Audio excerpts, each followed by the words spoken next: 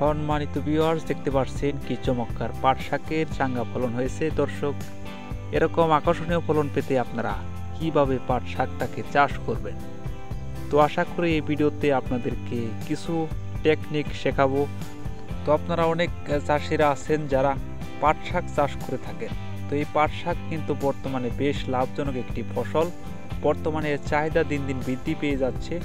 দর্শক, পাট শাক চাষ করার ক্ষেত্রে কিছু গুরুত্বপূর্ণ কলা কৌশল হলো পাট শাক।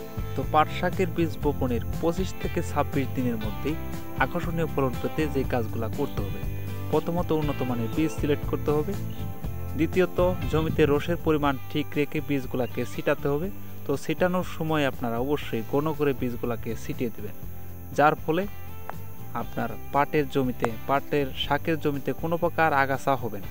তো ঘন করে পাট শাক বোনার ক্ষেত্রে এই একটা সুবিধা। দ্বিতীয়ত কিন্তু পাট শাকগুলো দ্রুতই বৃদ্ধি পাবে। এছাড়াও ওই পাট শাকটা দ্রুত বৃদ্ধি করার ক্ষেত্রে আপনারা ইউরিয়া সারটাই ব্যবহার করতে পারেন, তো এতে করে হয়ে যাবে।